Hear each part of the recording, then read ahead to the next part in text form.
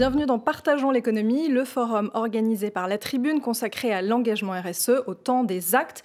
Vous pouvez nous suivre en direct puis en replay sur latribune.fr, nous écouter en podcast sur Spotify. Alors notre objectif avec cette table ronde, c'est de discuter des bonnes pratiques des entreprises en matière de RSE, mais aussi de savoir comment aller plus loin.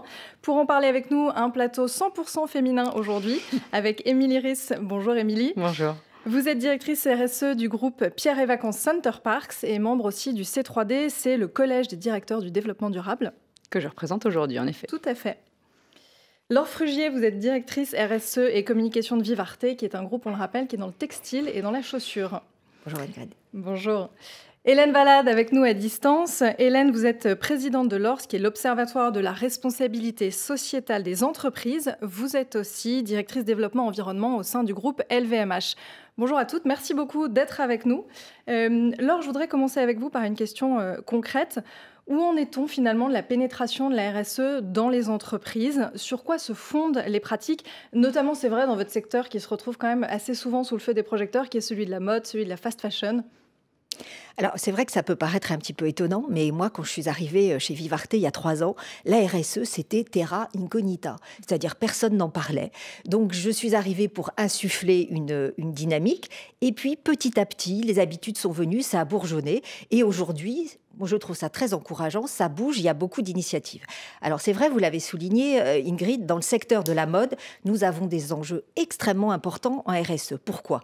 Parce que nos productions, elles sont quand même majoritairement dans des pays lointains. Nous avons donc du coup une grosse responsabilité sur nos achats. Nous avons aussi une grosse responsabilité sur les conditions de travail chez nos fournisseurs, dans les usines dans lesquelles sont fabriqués nos produits. Il est essentiel que notamment les droits sociaux soient respectés pour les travailleurs, mais aussi les aspects environnementaux. On a aussi des gros enjeux sur l'origine de nos matières premières, qu'elles soient, je dirais, végétales, comme le coton. On voit récemment, on a eu la crise, effectivement, avec le coton qui venait des Ouïghours. On a aussi, effectivement, sur les productions animales. On a vu notamment que actuellement, la souffrance animale était un véritable sujet RSE dans notre secteur. On a aussi, c'est vrai, beaucoup de produits qui sont emballés dans du plastique. Donc là aussi, c'est un véritable enjeu, la réduction du plastique, on en parle beaucoup. Donc il y a effectivement beaucoup d'enjeux. La thématique du transport en est aussi un. Éviter bien évidemment les transports en avion et privilégier le bateau ou le train. Donc beaucoup d'enjeux, mais... Quelle solution finalement? Mais c'est ça, c'est-à-dire que quand même, ce qui est très particulier dans notre secteur, c'est que finalement, la RSE, quelque part, remet en cause notre business model. Pourquoi elle remet en cause notre business model? Parce que c'est vrai qu'aujourd'hui, on peut considérer que finalement, la mode...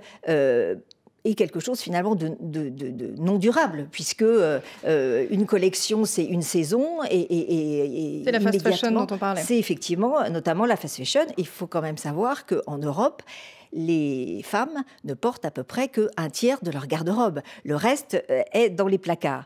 Donc aujourd'hui, l'évolution même de nos modes de consommation interroge finalement la mode. Aujourd'hui, effectivement, comme vous disiez, la fast fashion, voilà, ça marche plus. On est plutôt dans la slow fashion. On a aussi la seconde main. Or, effectivement, la seconde main, c'est réutiliser des produits, donc ça va quand même un peu à l'encontre un peu de ce qu'est la mode. Donc, finalement, la question qui peut se poser aujourd'hui, c'est que est-ce que la RSE doit aller jusqu'à reconsidérer et faire évoluer notre business model? C'est une question qu'on peut se poser. Et c'est une question dont vous êtes emparé en vous fixant, vous, en tant qu'entreprise, des indicateurs, des objectifs, en entamant des transformations. Oui, c'est vrai qu'alors des indicateurs, on en a bien évidemment, parce que on fait des rapports de développement durable, et un rapport de développement durable, il est basé sur des indicateurs. Mais en même temps, bon, les indicateurs, quelque part, c'est nous qui nous les donnons. Absolument. Donc là aussi, je pense qu'il y a des sujets sur lesquels, nécessairement, il faut qu'il y ait des évolutions et reconsidérer, peut-être aller jusqu'à reconsidérer notre business model. C'est intéressant ce que vous venez de dire justement sur le fait que les indicateurs, c'est vous-même, entreprise, qui vous les fixez. D'un autre côté, en parallèle, on voit aussi un certain nombre de lois qui tombent, qui modifient la façon de travailler des entreprises, leur business model. Hélène Valade, est-ce que demain, finalement, grâce à ces lois, la RSE, ce sera la même pour tous, ou en tout cas pour tous les groupes ayant atteint une certaine taille ?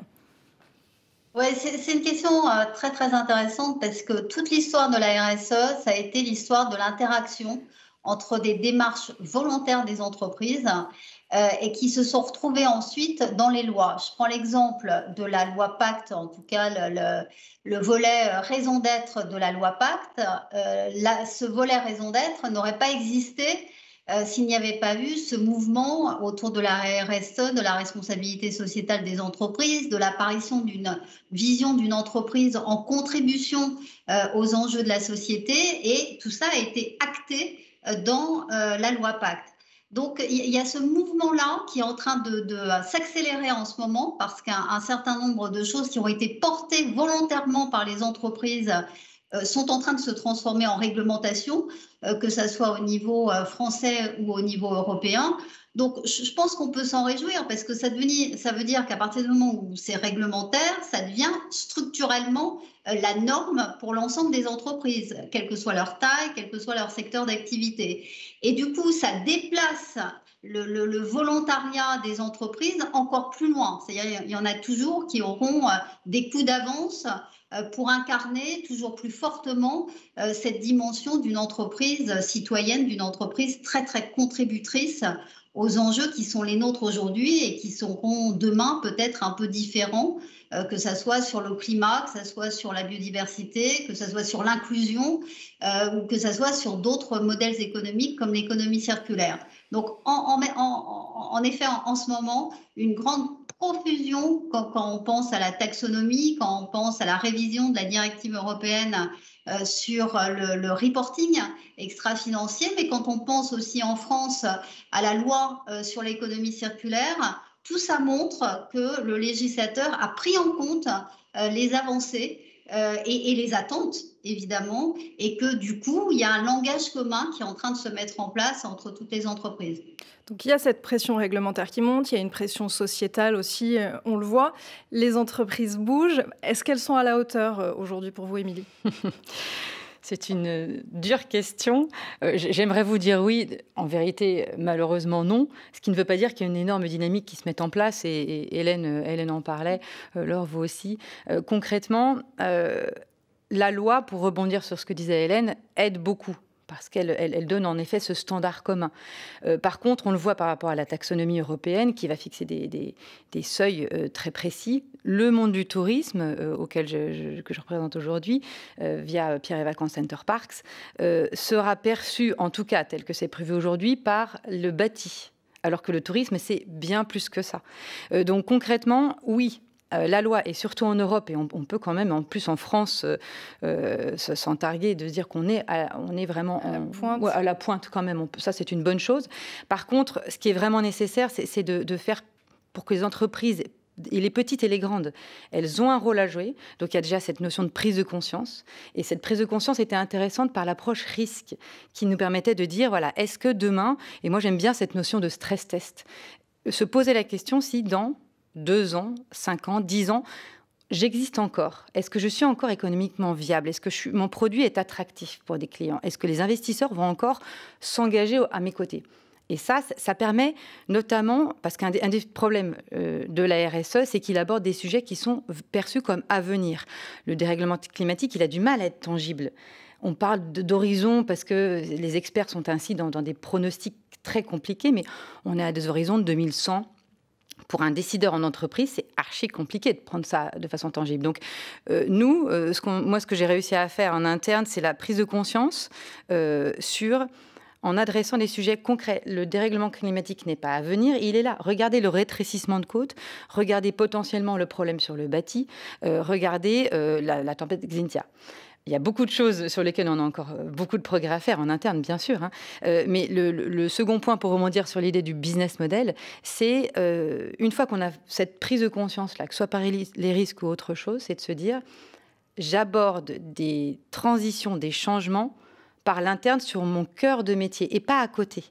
Et c'est vrai que nous, chez Pierre et Vacances Center Parks, avec le nouveau plan Réinvention 2025, il y a vraiment un volet RSE, au même titre que l'expérience client, au même titre que la profitabilité, et qui a vraiment pour but de se dire quelles décisions je dois prendre aujourd'hui pour continuer d'exister demain. Donc c'est typiquement, nous, les nouveaux projets qui vont se faire essentiellement soit sur des zones déjà artificialisées, donc on aborde ce sujet de biodiversité, ou bien avec des modes de construction réversibles. Alors si je vous entends bien, toutes les trois, ce qu'il faudrait, c'est une transformation vraiment réelle des business models. Aujourd'hui, ce passage à l'échelle, cette transformation, elle est souhaitable, c'est évident.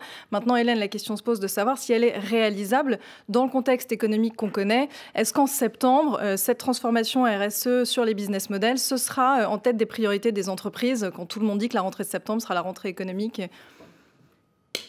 Écoutez, moi, je pense que les entreprises n'auront pas le choix pour deux raisons qui me paraissent absolument cruciales. La première, c'est que les attentes des consommateurs ont été transformées par cette crise. On a tous fait pendant la crise, au fond, ce que j'appelle l'expérience de la vulnérabilité pour soi, pour sa famille, mais aussi pour la planète. Et cela, ça crée des attentes nouvelles. Alors, ça sera peut-être pas tout de suite visible parce que c'est comme un fumeur qui a été à l'hôpital pendant un mois pour une pneumonie. Quand il sort, il a envie de se sentir vivant, donc il fume tout de suite une cigarette, mais il arrête de fumer 6 mois après. Donc moi, je pense qu'il va y avoir ce temps de latence, un peu de flottement d'une période qui va être compliquée parce qu'on voudra tous faire comme on faisait avant. Et du coup, les transformations seront peut-être un petit peu décalées. Et puis la deuxième raison pour laquelle on n'a pas le choix, c'est que la génération climat, elle existe maintenant, elle est dans nos entreprises, elle est sur le marché du travail.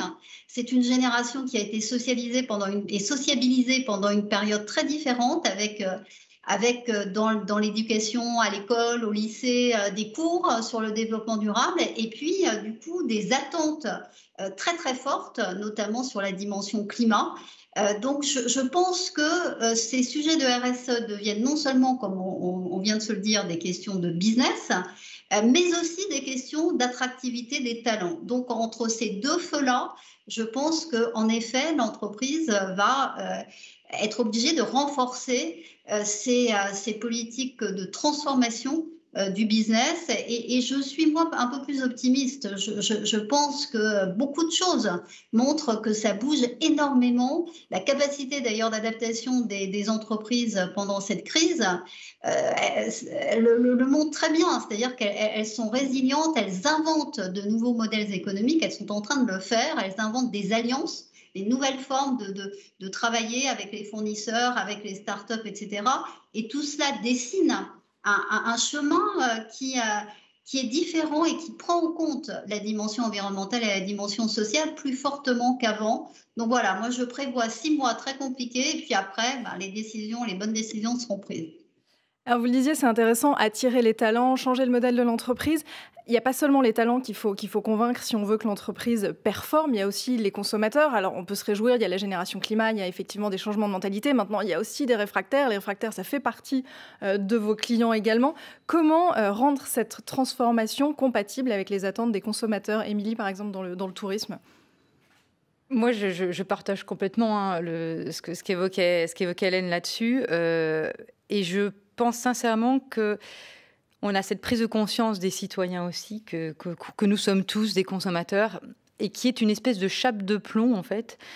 On sait qu'il y a eu la crise sanitaire, on ne l'attendait pas, elle est là, on l'a bien vécue, on la vit encore, et on sait qu'il y a une crise climatique à venir. C'est juste hyper angoissant. Et je pense que les entreprises ont ce rôle à jouer de se dire, avec une vraie stratégie de l'offre.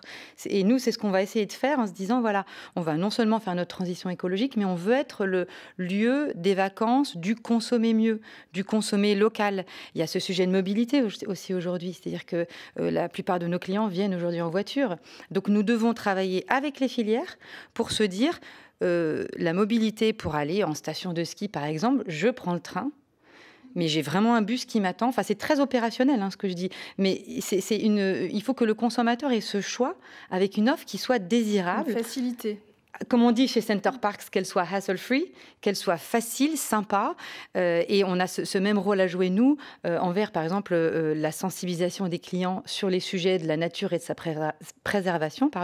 Et nous sommes un lieu où les clients sont détendus. il ne faut pas qu'on aborde ça de façon scolaire. Par contre, on est persuadé que c'est par le vécu, par le fait d'avoir partagé ensemble une activité do-it-yourself, avoir fait quelque chose avec son papa, avoir cuisiné, avoir observé les abeilles, que sais-je. Enfin, on a plein de choses là qui sont en train de se développer. Et on voit, nos sites les piscines sont fermées encore aujourd'hui. Elles vont bientôt rouvrir. Mais on était à plus de 80% de remplissage avec plein d'activités orientées sur la nature, encore plus. Et on va aller dans ce sens-là. Mais vous voyez, on est sur la désirabilité et la facilité d'accès. Il ne faut pas que ces solutions-là soient plus compliquées, plus chères, moins sympas. C'est comme la mode, en fait. Je fais la transition. La transition, je voulais la faire avec le réglementaire dont on parlait un petit peu plus tôt. L'une des armes aussi à disposition des entreprises pour se transformer. Alors, c'est la raison d'être qui commence à être pas mal embrassée par un certain nombre d'entreprises. Le cran plus loin, c'est quand même l'entreprise à mission. Demain, une entreprise RSE, c'est forcément une entreprise à mission. Alors, c'est vrai que l'entreprise à mission, donc on a parlé de la loi et des avancées donc, que permet la loi. Elle a été définie dans la loi Pacte et c'est d'abord, je dirais, un nouveau statut juridique. Mais c'est pas que ça. Ce qui me semble, à mon avis, intéressant dans l'entreprise à mission, c'est que l'entreprise s'engage finalement à rendre des comptes et cet engagement, elle le formalise. Il est véritablement écrit parce que quand une entreprise donc, prend ce statut donc, d'entreprise à mission, elle doit effectivement expliquer et formaliser cette mission et les engagements qu'elle va prendre. En plus, donc, cette mission, elle n'est pas élaborée, je dirais, en chambre comme ça. Elle est élaborée en général avec les salariés et avec les parties prenantes. Et du coup, ça permet finalement, quand je disais, on a effectivement RSE beaucoup d'indicateurs, mais finalement, les indicateurs, c'est un peu nous qui les définissons et on va plutôt prendre ceux qui nous sont favorables que ceux qui ne nous sont pas favorables. Un peu d'honnêteté, oui. Et en toute honnêteté, voilà. Et là, je dirais, c'est effectivement, on va rendre des comptes pas seulement sur ce qu'on trouve beau, mais aussi ce qui véritablement compte. Donc ça, je dirais que ça oblige aussi l'entreprise, quelque part, à être un peu plus intelligent sur le périmètre sur lequel on va rendre des comptes. Enfin, il y a un élément, moi, qui me semble important dans le statut d'entreprise à mission, c'est que dans ce cadre-là, il y a aussi un nouveau mode de gouvernance. C'est-à-dire qu'il y a une instance qui est dédiée aux parties prenantes. Et on sait combien les parties prenantes, lorsqu'on travaille avec elles, que ce soit, je dirais, les clients aux consommateurs, les associations, les collectivités locales, parce que on est effectivement on travaille en tous les cas sur un terrain local, donc ça c'est effectivement important. Et tout ça, ces parties prenantes, elles sont hors actionnaires. Et ça aussi, je pense que tout ça, enfin l'entreprise à mission, ça va véritablement dans le bon sens. Alors ça n'évite pas, on a vu récemment, éventuellement certains fonds, voilà, arriver à prendre la main sur l'entreprise, mais néanmoins, je pense que c'est je ne sais pas si c'est l'aboutissement, mais en tous les cas, c'est une véritable avancée. Peut-être que l'étape d'après, l'entreprise à mission, certaines l'ont fait, je crois que le groupe Mars l'a fait, c'est peut-être la fondation.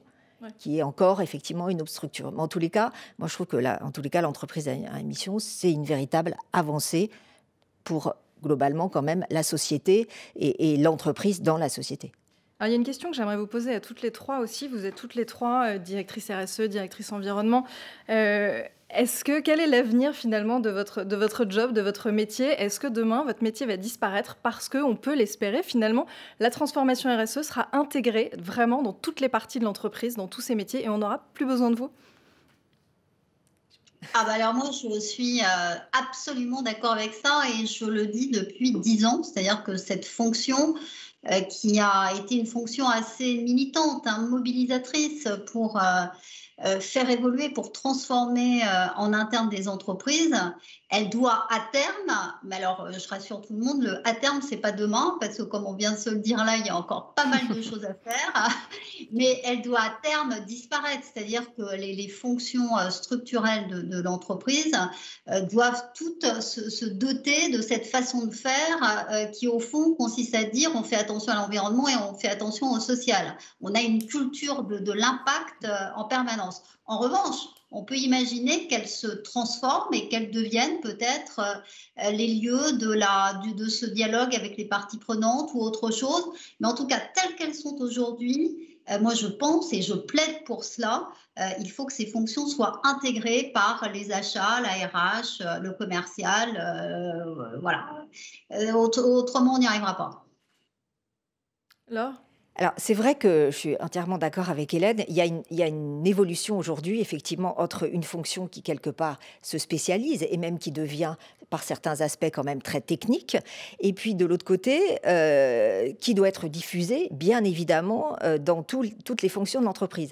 Alors, je dirais qu'on pourrait faire une espèce de parallèle avec le digital. Parce qu'au départ, le digital dans l'entreprise, c'était effectivement une espèce de chasse gardée, en tous les cas, de quelques personnes. Et aujourd'hui, le digital, effectivement, il doit être dans toutes les fonctions.